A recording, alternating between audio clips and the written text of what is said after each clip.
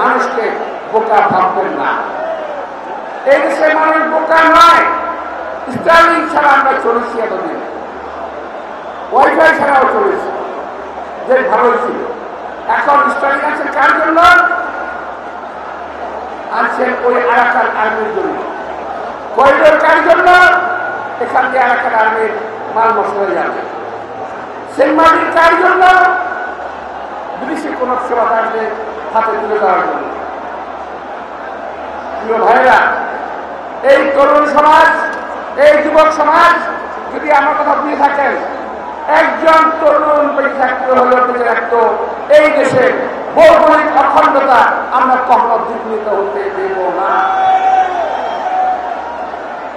কেউ কেউ বলেন বাংলাদেশের মানচিত্র পরিবর্তন হয়ে যেতে পারে। আমি একটু জানতে চাই কি ধরনের পরিবর্তন হবে? মানচিত্র কি বড় হবে না ছোট হবে? এটা একটু আপনি ব্যাখ্যা করবেন।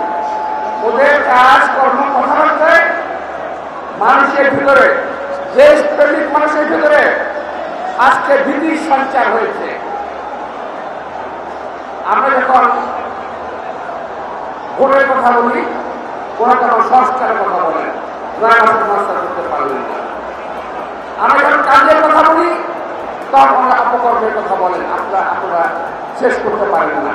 আপনার কোনো কাজ শেষ করতে পারবেন না, কারণ আপনারা এখন সকলে এই সরকারের অভ্যন্তরে মাথা থেকে পছন্দ হয়েছে, এই সরকারের মাথা থেকে পছন্দ হয়েছে, নিজ পর্যন্ত পৌঁছে গেছে। এই সরকার যদি এইভাবে চালায়, আরো আওয়ামী লীগ ক্ষতি করেছে তার থেকে অনেক বেশি ক্ষতি হয়ে যাবে। সুতরাং নির্বাচন অবশ্যই দরকার।